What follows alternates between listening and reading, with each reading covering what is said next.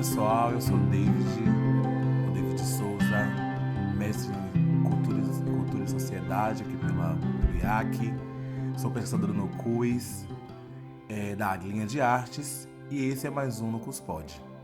Essa semana vamos estar batendo um papo com uma das pessoas mais interessantes aqui na cidade, mas eu vou deixar que ela mesma se apresente. Zinga? Olá, pessoal. Sou eu, Zinga Bandi, né? Meu nome social, nascida Daiane Nayara. Estou como doutoranda do PPGNE em UFBA, pesquisadora de artes, cultura e religiosidades negras, e estou aqui para bater esse papo com vocês. Ai, ótimo. Já viram aí, né? Sem contar, tinha que dizer que você é princesa, né? Rainha querida. Então, Zinga, a primeira coisa que eu acho que era importante a gente começar a falar para poder situar essa galera é de falar um pouco do seu trabalho no doutorado, né? Que você está aí pesquisando o Congado, é isso? E da importância desse movimento nas artes e de pensar a negritude a partir do processo de negritude dessas pessoas nesses espaços.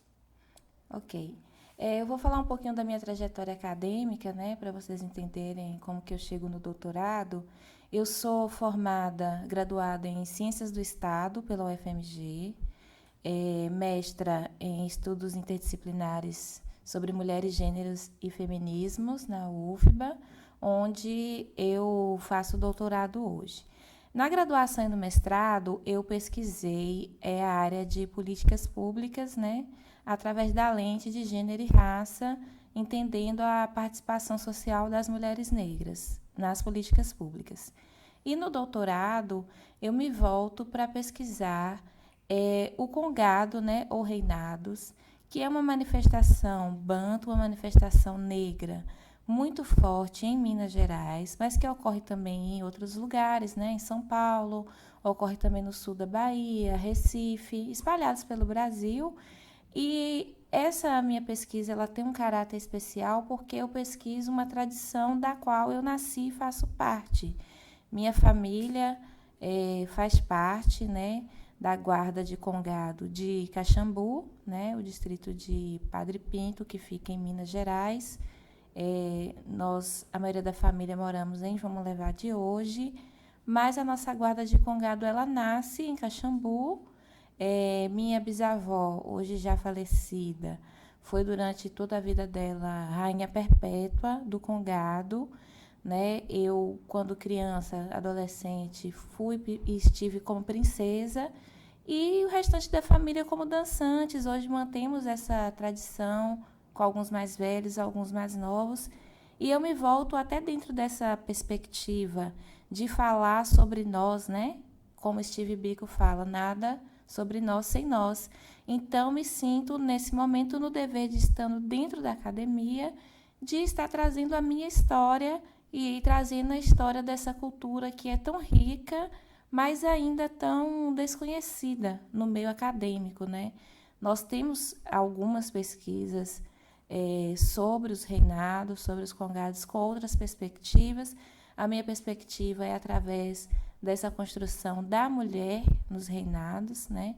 Eu dialogo com 3 interlocutoras em Minas Gerais para entender, né, fazer uma etnografia social do que é ser do reinado, ser do congado, né, ser uma filha do Rosário, se traduz na vida dessas mulheres. E uma das linhas que eu trabalho dentro dessa pesquisa é desmistificar uma ideia que se tem sobre a negritude no Brasil, que foi muito forjada em cima da negritude nagô, né?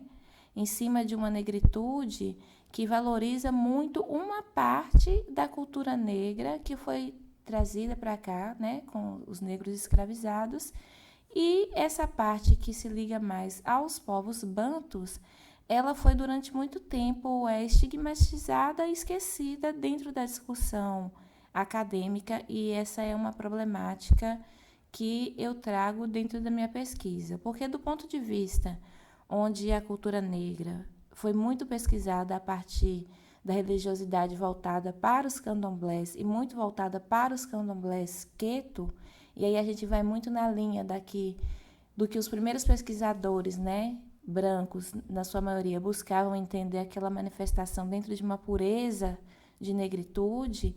As tradições bantus, pelas suas características por excelência, se misturaram com muito mais elementos, então eram vistas como culturas impuras, né? Isso a gente pensando dentro da própria filosofia dos candomblés Angola, né? Que durante muito tempo sofreram esse estigma. E falando dos reinados dos congados, isso traz um estigma ainda maior, porque são manifestações que têm por caráter a prática de um catolicismo negro, né? E esse catolicismo negro, durante muito tempo, ele é visto como uma reprodução de um modus colonial. E na minha tese, eu busco desconstruir essa perspectiva, mostrando o quanto a perspectiva de religiosidade banto, focada em Minas Gerais, tem muito a nos oferecer sobre o nosso modo de vida negro no Brasil. E acho muito fantástico essa sua pesquisa, principalmente porque eu que sou uma pessoa de Queto, né? Você também, minha irmã de santo. E isso é bom marcar. Temos essa ideia mesmo de priorizar as tradições, né, nagocentradas. E essas tradições, a gente entende, ela tem esse caráter matriarcal. E eu acredito que os reisados e o congado, eles também manteram essa ideia da mulher como central, como a manifestação, a representante representante maior dessa manifestação. Sim, se a gente for pensar na estrutura, né, que usam-se várias nomenclaturas, né, ternos, guardas de congados ou reinados, e dentro da estrutura dessas guardas, né, desses ternos, existem vários, vamos dizer assim, segmentos, vários escalões que organizam a tradição. Então, por exemplo, uma das figuras bastante importante dentro dessa perspectiva de coroação de reis e rainhas negras, obviamente, são as rainhas, né? Como eu já afirmei, minha bisavó foi rainha perpétua, as rainhas congas, mas também entre os dançantes, né, que nós vamos ter capitões, capitãs, existe também as mulheres em todas essas funções. Então, uma outra discussão que eu trago dentro da minha pesquisa é desmistificar isso, de que a mulher dentro dos reinados, ela não está somente na posição de rainha, né? Uma das minhas interlocutoras, ela é uma capitã, né? Ela é responsável por guiar a guarda em todos os seus atos, em todos os seus trajetos, ligada a toda a musicalidade envolvendo a tradição. E uma das hipóteses que eu levanto na tese é que, diferente das tradições nagocentradas e como elas se estabeleceram aqui no Brasil, porque dentro do candomblé queto, a gente tem muito essa discussão de que existem alguns lugares que são reservados para homens e outros para mulheres, e a fundamentação desses lugares se dá através da perspectiva de fundamento, né? Então, a mulher e o homem faz tal coisa dentro da tradição e isso é um fundamento. Dentro dos reinados, nós não trabalhamos com essa perspectiva de fundamento, né? Não existe nada dentro do reinado que a gente diz assim, a mulher não pode fazer porque é um fundamento. Não trabalhamos com essa perspectiva, né? É uma outra visão de religiosidade. O que ocorre é que durante muito tempo você teve muito menos mulheres em algumas posições, como, por exemplo, essa posição de ser capitão, mas isso é claramente, né, escuramente, né, por dizer assim, algo que tem a ver com a nossa sociabilidade e com os papéis de gênero estabelecidos na sociedade de modo colonialista, né? Nós não podemos esquecer que a categoria gênero ela é uma categoria colonial. Então, as mulheres, durante muito tempo, não ocuparam algumas posições dentro do reinado, porque, socialmente falando, a rua foi construída como espaço do homem, né? Então, essas mulheres não estavam nesse espaço da rua, que era onde aconteciam os ensaios, era onde acontecia essa organização das festas, das guardas. Então, consequentemente, essas mulheres acabavam não ocupando esse espaço. Não é um fundamento, não existe nada do ponto de vista da religiosidade que impedisse essas mulheres de ocuparem esses espaços. Tanto que hoje já há uma mudança nessa perspectiva. Uma das guardas com quem eu dialogo e me ajuda a construir essa pesquisa é uma guarda feminina de Congo, né? Então, há essa mudança, há resistências, sim, mas do ponto de vista da mudança realmente da perspectiva social sobre o lugar da mulher. Então, não tem nada a ver com a ideia de fundamento com que trabalha a religiosidade mais voltada para os candomblés. Tem um trabalho muito interessante com quem eu dialogo, que é do pesquisador mineiro Jeremias Brasileiro. A tese dele vai falar sobre a permanência do racismo nos congados, né? Como as cidades onde existem as tradições, exercem o seu racismo sobre essa manifestação. E ele vai mostrar que na cidade de Uberlândia, durante a década de 60, 70, durante muito tempo, existe uma posição dentro dos reinados que são as pessoas que levam as bandeiras, levam, né, os estandartes dos santos que protegem aquela guarda. E essa função, na cidade de Uberlândia, durante um tempo, ela foi exercida por homens. Eram somente homens que carregavam as bandeiras. E as bandeiras, os estandartes, eles têm uma função de proteção religiosa daquela guarda. Elas vão à frente da guarda levando os santos. Hoje, se você tiver a oportunidade de assistir uma festa de reinado em Minas Gerais, você vai ver que a maioria das guardas, essa função hoje, ela é exercida por mulheres, né? E muitas das vezes por crianças. E aí ele vai falar que há, com o tempo, uma mudança de paradigma, né? Em um primeiro momento, somente as mulheres virgens poderiam carregar as bandeiras, ligando essa ideia da virgindade, da pureza da mulher com a proteção espiritual. E hoje já não há mais vamos dizer, esse pré-requisito.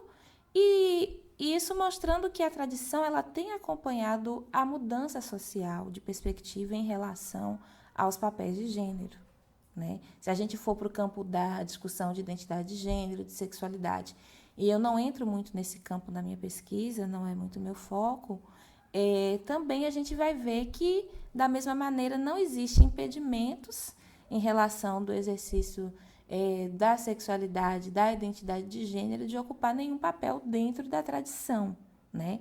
Existem, obviamente, choques, mas, como eu falei anteriormente, da própria construção social, não da organização, vamos dizer assim, da cosmovisão da religiosidade. E acho interessante também essa ideia da tradição, né? De sermos criados e construídos dentro dessas colonialidades.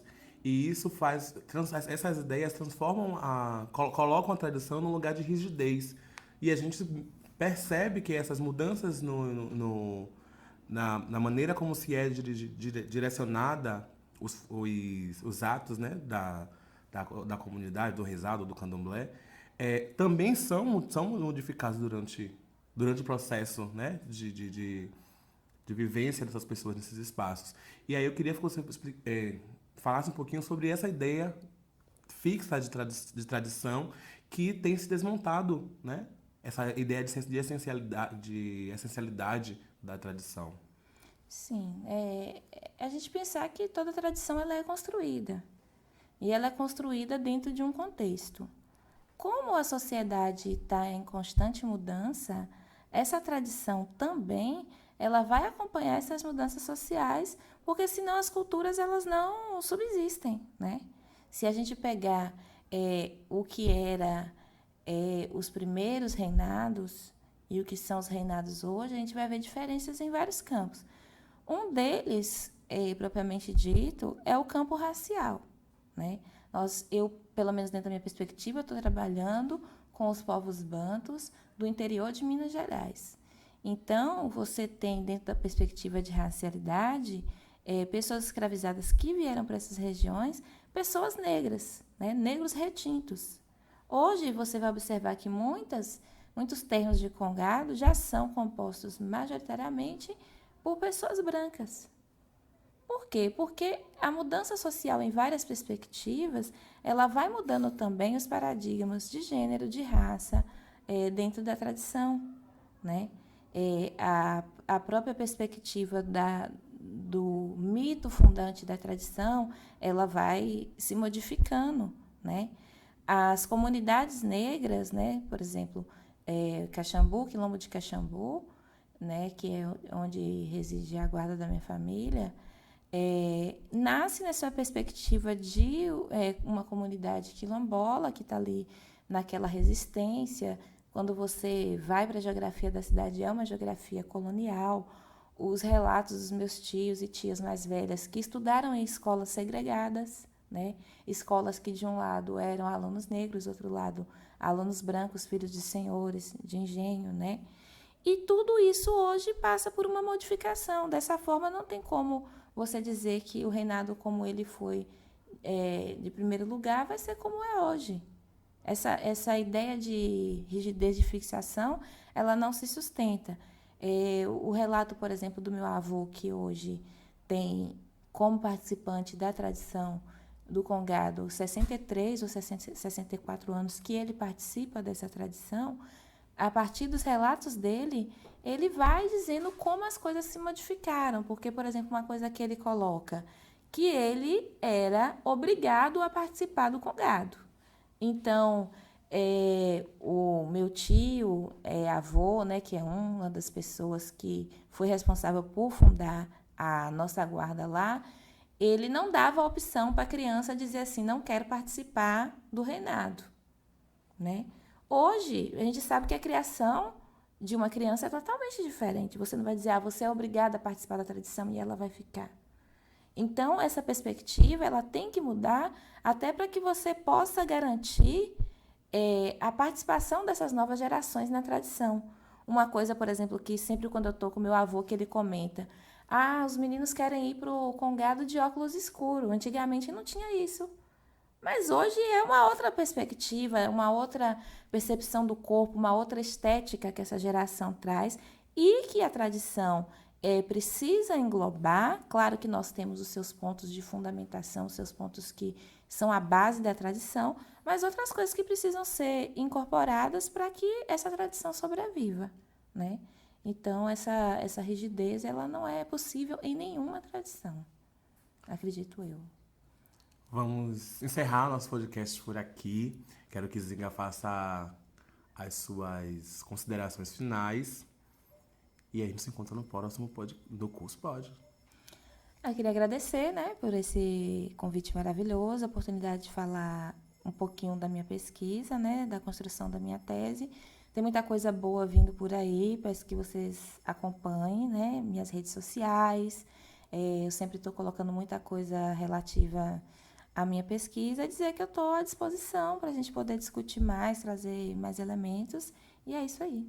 E tem seu livro também, né? Sim, meu livro Babadeiro. É o livro que eu escrevi para o módulo do curso de especialização aqui do NUCUS. É um módulo que fala sobre interseccionalidade, né? Está disponível já aí nas internets, para a gente quebrar a internet, né? Para vocês lerem esse babado e me dar feedbacks positivos. Se vocês também não gostaram, pode falar, né? Quem gostou, bate palma. Quem não gostou, paciência. E estamos aí. Quem sabe uma outra oportunidade, a gente bater um papo sobre esse conceito que está aí, né, que é o conceito de interseccionalidade, que tem muita coisa legal para a gente falar sobre isso. Também tem um capítulo de livro meu, aproveitando a oportunidade para fazer a minha divulgação, que saiu pela EDUFBA, é um livro organizado, entre outras pessoas, que agora não vou me lembrar de cabeça, pelo professor Clóvis Zinnemann, da Ciências Sociais da UFBA, que é Estado, Proteção Social e Segurança, se eu não estou enganada. E eu tenho um capítulo falando sobre políticas públicas e feminismos, que está babado. Leiam aí, saiu pela EDUFBA mês passado. É isso, um beijo e até a próxima. Beijos.